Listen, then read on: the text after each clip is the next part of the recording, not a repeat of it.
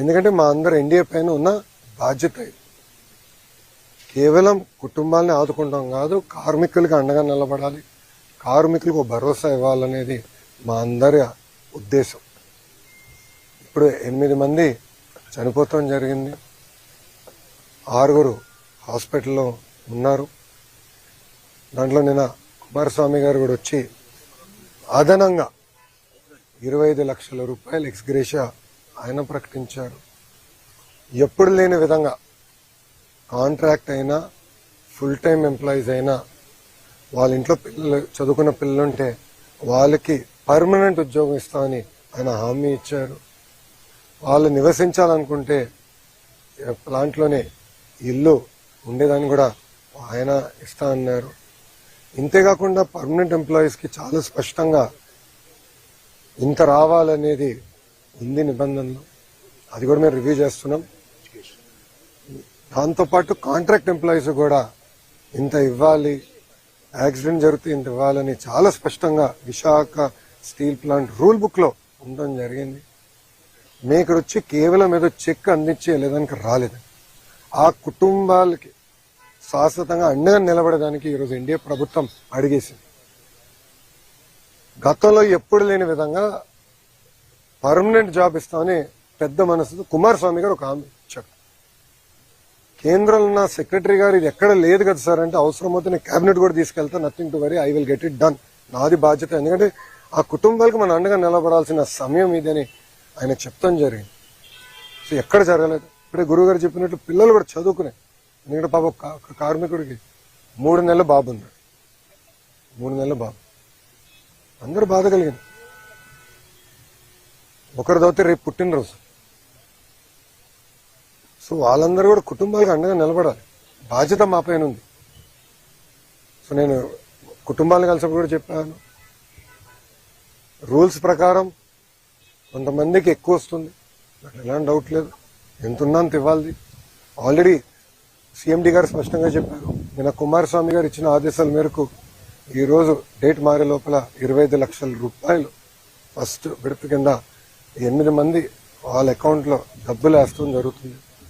ఇంతేకాదు దాని తర్వాత రావాల్సిన ఎక్స్గ్రేషియా, పిఎఫ్ అకౌంట్ నుంచి రావాల్సిన డబ్బులు, స్టీల్ ప్లాంట్ ఇవ్వాల్సిందంతా కూడా మేము మొత్తం క్యాలిక్యులేట్ చేసి ఆ కుటుంబాల అకౌంట్లో వేసే బాధ్యత ప్రభుత్వం తీసుకుంటుంది. అక్కడితో మేము ఆగం. మేము అందరూ వచ్చేటప్పుడు కారులో కూడా మాట్లాడుకున్నాం, వర్మ గారు నేను కూడా డిస్కస్ చేసాం. అంత్యక్రియలు అయిన తర్వాత పెద్దకరమైన తర్వాత మళ్ళీ అమరావతిలో ఒకసారి కూర్చుందాం కుటుంబాలతో, ఇంకెలా చేద్దాం, ఏం చేస్తే బాగుంటుంది. వాళ్ళు కేవలం సొంత కాలపై నిలబడతాం కాదు, ఆ పిల్లల్ని చూసుకోవాల్సిన బాధ్యత ఎన్డీఏ ప్రభుత్వం పైన ఉంది. గతంలో ఎట్లయితే విశాఖ ఉక్కుని కలిసికట్టుగా ఎన్డీఏ కాపాడిందో అదేవిధంగా కార్మికులకి మేము అండగా నిలబడతాం, ఆ కుటుంబాలకి మేము అండగా నిలబడతాం. ఇంతేకాదు నిన్న కుమారస్వామి గారు ఒక ఆదేశాలు కూడా జారీ చేశారు. 3 సీనియర్ మెంబర్స్తో కమిటీ వేసి, వాళ్ళు ఇప్పుడు సుమారుగా 4-5 వాళ్ళు వస్తున్నారు. కమిటీ మొత్తం రివ్యూ చేస్తారు, డేటా అంతా చూసుకుంటారు. ఆ టైంలో 2nd, 3rd, 4th ఎక్కడైతే యాక్సిడెంట్ జరిగిందో అక్కడ ఉన్న కార్మికులతో కలుస్తారు, వాళ్ళది కూడా ఏం జరిగింది ఏంటని తెలుసుకుంటారు. ఇది కింద నుంచి కారింది కాదు, ఏంటేదో లాగితే ఫినిష్డ్ ప్రోడక్ట్ బయటకు వచ్చింది కాదు, పైనుంచి పొంగుతాం కూడా కాదు, కక్కింది. పొంగినది వేరే రకంగా అనుకోవచ్చు, కానీ కక్కింది. ఎందుకు జరిగింది, ఎక్కడ జరిగింది, ఎందుకు ఇక్కడ జరిగింది, దీని వెనకాల ఏంటి, మొత్తం మనం క్షుణ్ణంగా పరిశీలించాల్సిన బాధ్యత అటు స్టీల్ ఇండస్ట్రీ పైన ఉంది, రాష్ట్ర ప్రభుత్వం పైన ఉంది. తప్పనిసరిగా నివేదిక వచ్చిన తర్వాత ఏం చర్యలు తీసుకోవాలో ప్రభుత్వం తీసుకుంటుంది. కానీ ఈరోజు యాక్సిడెంట్లో దెబ్బలు తగిలిన కార్మికుడిని హాస్పిటల్లో కలిశారు. ఆయన పేరు శ్రీనివాస్. ఆయన కలుస్తుంటే ఆయన ఒక మాట అన్నాడు, అయ్యా మాకు దెబ్బలు తగిలినాయి, మీరు వచ్చారు పెద్ద మనసుతో మాకు అండగా నిలబడతాను, కానీ విశాఖ ఉక్కుని మీరు కాపాడండి, మీరు ఉక్కుతో అండగా ఉండండి, ఈ ఫ్యాక్టరీతో అండగా ఉండండి, ఉక్కు ఫ్యాక్టరీతో అండగా ఉండండి. ఇది కేవలం మా కుటుంబాలే కాదు, లక్షలాది కుటుంబాలు గాజువాక విశాఖపట్నంలో దీనిపైన ఆధారపడి ఉన్నాయి, చూసుకోవాల్సిన బాధ్యత మీదని ఆయన చెప్పారు. ఇన్ఫాక్ట్ ఆయన చెప్పినప్పుడు నేను అనుకుంటే ఆయన గురించి ఆయన కుటుంబం గురించి మాట్లాడుతున్నాడేమో అనుకున్నా.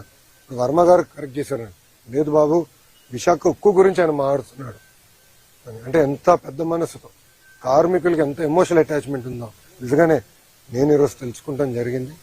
ఇంతేకాదు ఉత్తరాంధ్రలో పెద్ద ఎత్తున పెట్టుబడులు వస్తున్నాయి, మీ అందరూ తెలిసిన విషయమే. డేటా సెంటర్లు అవ్వచ్చు, ఐటీ అవ్వచ్చు, హెవీ ఇండస్ట్రీలు కూడా పెద్ద ఎత్తున మిగతా ఉక్కు ఫ్యాక్టరీలు వస్తున్నాయి. ఇంకా కొన్ని అనౌన్స్మెంట్ త్వరలో రాబోతున్నాయి. ఇవన్నీ వచ్చినప్పుడు స్కిల్ డెవలప్మెంట్ అనేది చాలా చాలా అవసరం. ప్రధానమంత్రి గారు కూడా చాలా స్పష్టంగా ఐటీఐస్ కి సుమారుగా 60,000 కోట్ల రూపాయలతో స్కిల్ డెవలప్మెంట్ కి ప్రత్యేక శ్రద్ధ పెట్టారు, ప్యాకేజ్ ఇచ్చారు. దాంట్లో భాగంగా ఫస్ట్ ప్రాజెక్ట్ మన పాయకరావుపేట అనిత గారి నియోజకవర్గంలో అటు ఆసిలర్ మిత్తలు, ఎందుకంటే వాళ్ళు కూడా ప్రైవేట్ సెక్టర్ కూడా కొంచెం డబ్బులు పెట్టండి, వాళ్ళు ముందరికి వచ్చి మేము పెడతామని చెప్పి పెద్ద ఎత్తున ట్రైనింగ్ కూడా చేయాల్సిన అవసరం ఉంది. అటు ఫార్మా అవ్వచ్చు, స్టీల్ అవ్వచ్చు, మిగతా మ్యానుఫ్యాక్చరింగ్ సెక్టర్స్ అవ్వచ్చు, ట్రైనింగ్ అనేది చాలా చాలా అవసరం. దాంట్లో ఎలాంటి సందేహం లేదు. ఒక విద్యాశాఖ మార్చులుగా నా పైన బాధ్యత ఉంది, ఎందుకంటే స్కిల్ డెవలప్మెంట్ నా కింద ఉంది. ట్రైనింగ్, రీట్రైనింగ్, నిరంతరం ట్రైనింగ్ చేయాల్సిన బాధ్యత మా పైన ఉంది. అది కూడా ప్రభుత్వం చాలా సీరియస్ గా తీసుకుంటుందని ప్రజలందరూ కూడా తెలియజేస్తూ, ఇప్పుడు మీడియా మిత్రులకి ప్రశ్న ఉంటే సమాధానం చెప్పడానికి నేను సిద్ధంగా. కార్మికుల కన్నా తక్కువ ఉన్నారు, కాంట్రాక్ట్ కార్మికులు కూడా తొలగించారు, పర్మనెంట్ కార్మికులు కూడా తొలగించారు, నిర్వహణ లోపం కూడా ఉంది, అందుకే ప్రమాదం జరిగిందని కార్మిక సంఘాలు ఆరోపిస్తారు. ఇప్పుడు మీరు చూస్తే తక్కువ మంది ఉన్నారు కనుక ఈ ప్రమాదం జరగలేదు. ప్రాసెస్ లో ఎలాంటి ల్యాబ్స్ లేదు, డీవియేషన్ లేదు. ఇది వాటి నుంచి అది కక్కింది. ఎందుకు కక్కిందంటే తెలియదు. ఇన్ఫాక్ట్ ఎక్కువ మంది దాని కింద ఉంటే చనిపోయే పరిస్థితి, ప్రమాదం ఉండేది. సో ఇది ప్రాసెస్ లోపల ఎక్కడ జరగలేదు. నంబర్ 2, లోపల కార్మికులు కూడా కలిసారు, వాళ్ళు కూడా నేను సమాధానం చెప్పాను. ఏమన్నానంటే ఇతర ఫ్యాక్టరీలు, ఎందుకంటే ఇదే టెక్నాలజీ, దీనికన్నా వెనకబడిన టెక్నాలజీలు ఉన్న ఫ్యాక్టరీలు ఉన్నాయి, అదే టైంలో వచ్చినాయి 4-5 స్టీల్ ఫ్యాక్టరీలు భారతదేశానికి. రష్యన్ టెక్నాలజీతో ఏర్పడిన factory, one of the best technology. In fact మనం హైదరాబాద్లో కట్టిన ఇల్లు, ఉండవల్లో ఇప్పుడు అమరావతిలో మేము కట్టే 2 ఇల్లు కూడా విశాఖ స్టీల్ వాడే కడుతున్నాం. ఎందుకంటే క్వాలిటీ బాగుంటుంది, స్ట్రెంత్ బాగుంటుంది, టెక్నాలజీ మంచిదని అందరూ బలంగా నమ్ముతూ టెస్ట్ కూడా చూపిస్తుంది. సో అక్కడ ఎంతమంది ఉన్నారు, ఇక్కడ ఎంతమంది ఉన్నారు, కమిటీ మొత్తం క్షుణ్ణంగా పరిశీలిస్తుంది. చేసి తగిన చర్యలు మేము తీసుకుంటాం. ఇది ఇంకోసారి జరగకూడదంటే అది ఎందుకు కక్కిందనే తెలుసుకోవాలి. కింద ప్రాసెస్ లోపాలు జరిగితే మీరు అనేది కరెక్ట్, కానీ ఇక్కడ ప్రాసెస్ లోపం జరగదు. కెమికల్ రియాక్షన్ అంతా ముందల స్టేజ్ లో జరిగిపోతున్నాయి. ఫైనల్ మెటల్ వచ్చి ఇక్కడ నుంచి ఒక క్యూబ్ గా తయారయ్యి రన్నింగ్ ప్రాసెస్ జరుగుతుంది. దాని తర్వాత ఇంకా మిగతా ప్రొడక్ట్స్ తయారవుతాయి. సో ఇక్కడ ఎలాంటి కంటామినేషన్ జరిగేదానికి, కెమికల్ ప్రాసెస్ లో తప్పు జరిగేదానికి లేదు. కానీ ఎందుకు జరిగింది, ఎలా జరిగింది, ఏమైంది అనేది తెలుసుకోవాల్సిన అవసరం అందరు. అక్కడ పనిచేసిన కార్మికులకు తెలియదు. ఎందుకంటే 30 సంవత్సరాల నుంచి అక్కడనే పనిచేసిన వాళ్ళు అన్నారు, సార్ మొదటిసారి జరుగుతుంది. సెక్షన్ ఇన్ఛార్జ్ 92 నుంచి పనిచేస్తున్నారు, ఆయన ఎప్పుడు చూడలేదు. సో ఎక్స్పర్ట్స్ కే తెలియదు ఇది ఇక్కడ పనిచేసిన కార్మికులకి పర్యవేక్షణలో ఉన్న లీడర్షిప్ కూడా తెలియదు. అందుకే ఎక్స్పర్ట్స్ వస్తున్నారు. ఎక్స్పర్ట్స్ వస్తే వాస్తవాలు తెలుసుకుంటాం, తగిన చర్యలు తీసుకుంటాం. అది